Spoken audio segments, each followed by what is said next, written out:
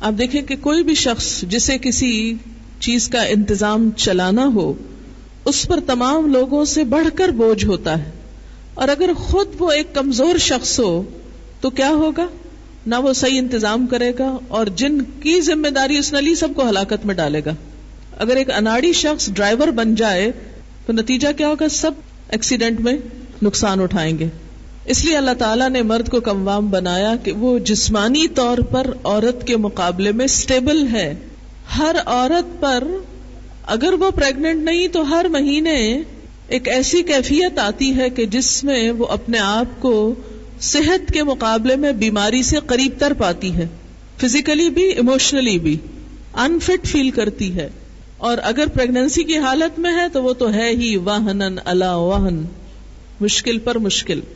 اب ایسے میں وہ ایک اور چیز میں مشغول ہے، اب اسے کہا جائے نہیں تم گھر کی بھی ساری ذمہ داری تم پر ہے تو یہ اس پہ ایک ظلم ہے۔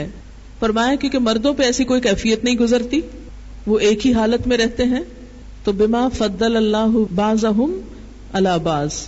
دوسری وجہ وبما انفقوا من اموالهم، چونکہ وہ اپنے مالوں میں سے خرچ کرتے ہیں، یعنی مرد مال کماتا ہے اور گھر پر خرچ کرتا ہے، یہ اس کی سیکریفائس ہے۔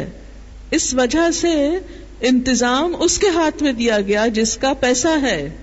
جیسے آپ ایک بزنس کرتے ہیں، ایک کمپنی کھولتے ہیں، انویسٹ آپ خود کر رہے ہیں، بڑا حصہ آپ کا ہے اور کچھ اور لوگوں کو بھی آپ نے شیئر لے لیے، تو آپ ان کو تو اس کا مینیجر نہیں بناتے، آپ خود بنتے ہیں، کیونکہ کمپنی آپ کی ہے، بڑا حصہ انویسٹمنٹ کا آپ کا ہے، تو جو آپ کا انٹرسٹ ہو سکتا ہے اس میں وہ کسی اور کا نہیں ہو سکتا۔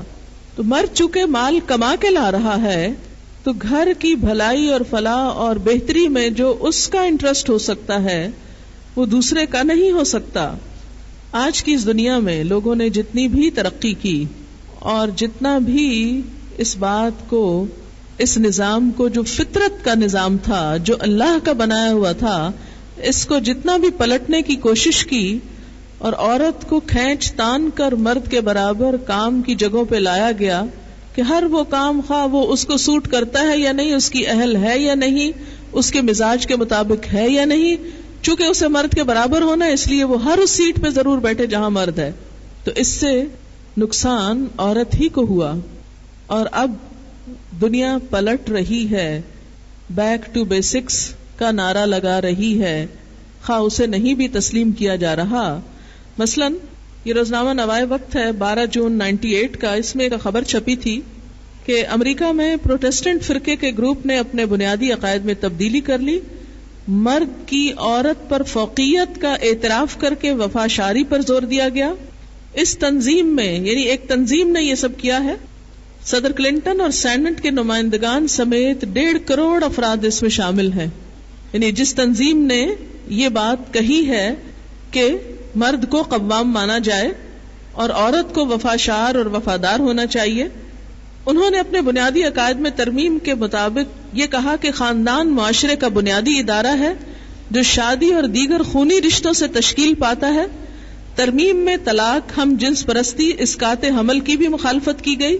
اس کے مطابق ایک خاوند کو اپنی بیوی سے اس طرح محبت کرنی چاہیے جس طرح کرائسٹ کو چرچ سے، جبکہ ایک عورت کو اپنے شوہر کی سربراہی اس طرح قبول کرنی چاہیے جس طرح کہ چرچ کرائسٹ کے سامنے سر جھکا دیتا ہے۔ مزید برآں بیوی کو گاڈ کی طرف سے اپنے خاوند کا احترام کرنے، گھریلو معاملات میں معاونت اور آئندہ نسل کی تعلیم و تربیت کی ذمہ داریاں سونپی گئی ہیں۔ اب یہ اس تنظیم کی طرف سے بات ہو رہی ہے، یعنی جس کے 1.5 کروڑ افراد ممبر ہیں، اور جو یہ سمجھتے ہیں، یعنی ایک بڑی اکثریت یہ کہنا شروع ہو گئی ہے کہ عورت کی اصل ذمہ داری کیا ہے، اس کا گھر ہے اور گھر کا قوام مرد ہے۔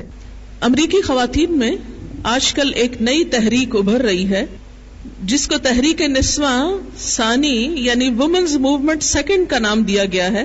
اس کے علمبرداروں کے دعوے کے مطابق یہ پرانی تحریک نسواں ہی کی وسعت ہے، مگر صحیح بات یہ ہے کہ یہ اس بات کا اعتراف ہے کہ قدیم تحریک نسواں ایک غیر حقیقی تحریک تھی، اس لیے اس پر نظر ثانی کی ضرورت پیش آئی۔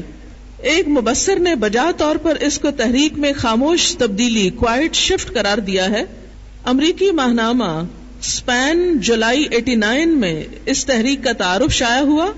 اس میں بتایا گیا کہ موجودہ امریکہ کی عورتیں بدحالی کا شکار ہیں. کام کرنے والی عورتوں کی 2/3 تعداد $13,000 سالانہ سے کم کماتی ہے، جو امریکہ میں زندگی گزارنے کے لیے ناکافی ہے.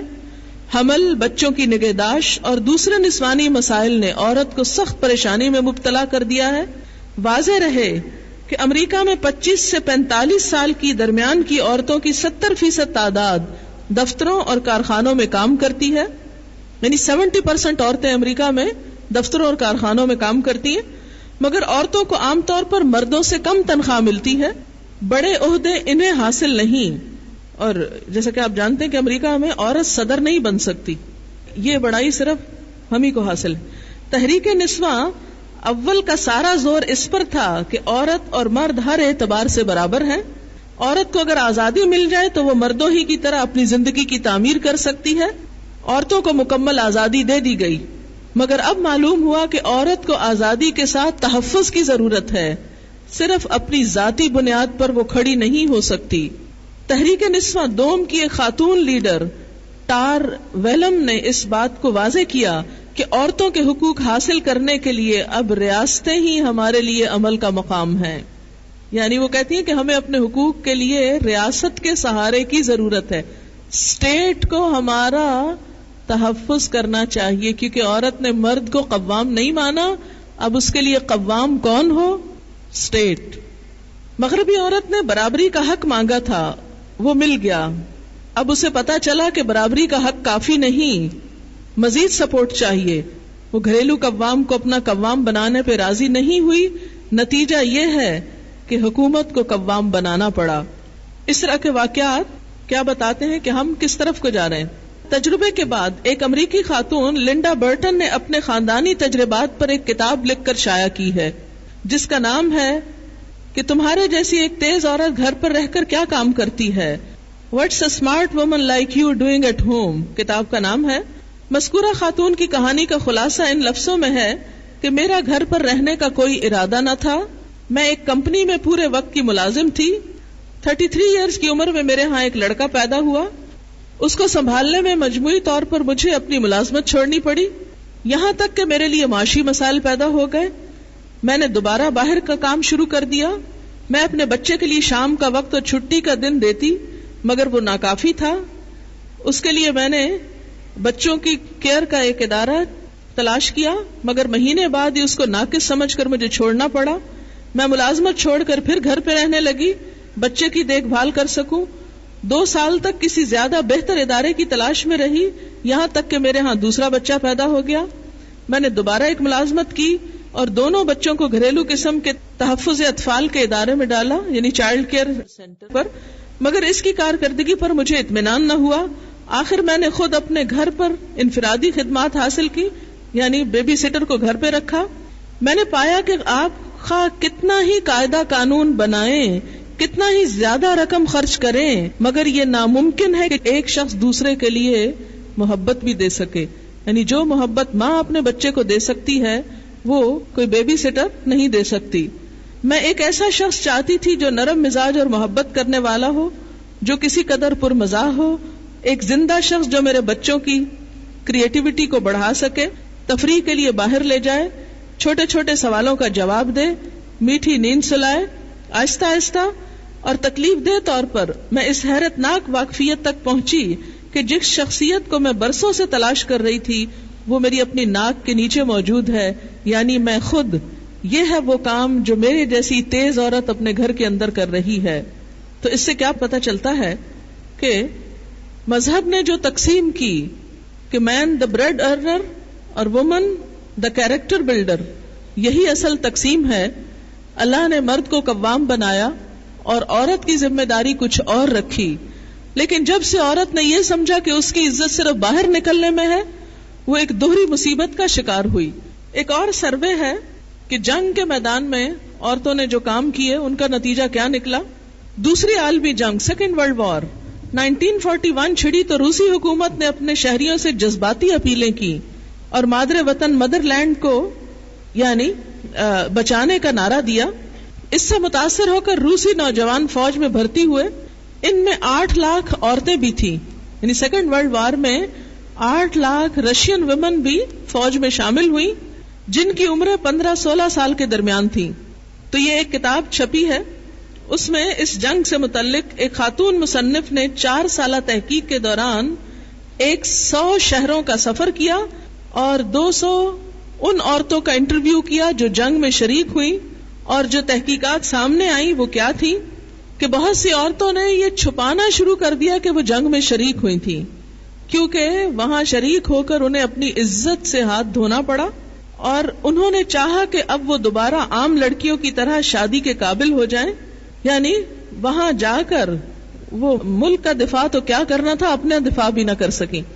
کتاب کی مصنف جنگ میں شریک ہونے والی ایک تعلیم یافتہ عورت سے ملی جن کا نام ویرا مونا ڈیوڈا تھا. انہوں نے جو باتیں کہی ان میں سے ایک بات کتاب کے بیان کے مطابق یہ تھی کہ وہ یقین رکھتی ہیں کہ جنگ میں عورتوں کا رد عمل مکمل طور پہ مردوں سے مختلف تھا. مردوں کا فیصلہ کسی تجربے کے بارے میں زیادہ حقیقت پر مبنی ہوتا، جبکہ عورتیں جذباتی انداز میں سوچتی. پھر اسی طرح موجودہ زمانے میں عورتوں کی فطرت، ان کی پیدائشی صلاحیت کے بارے میں جو تحقیقات کی گئی ہیں اور خالص سائنسی اعتبار سے عورت کی فطرت کو جو سمجھنے کی کوشش کی گئی، اس کے نتیجے میں جو بات سامنے آئی ہے وہ یہ کہ عورت کسی بھی مقام پر اپنے جذبات کو اپنے سے الگ نہیں کر سکتی. وہ ہر موقع پر ایموشنل ہو کر سوچتی ہے.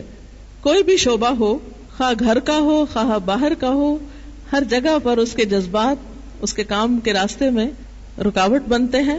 لہذا اسے قوام بننے کی ذمہ داری نہیں دی گئی.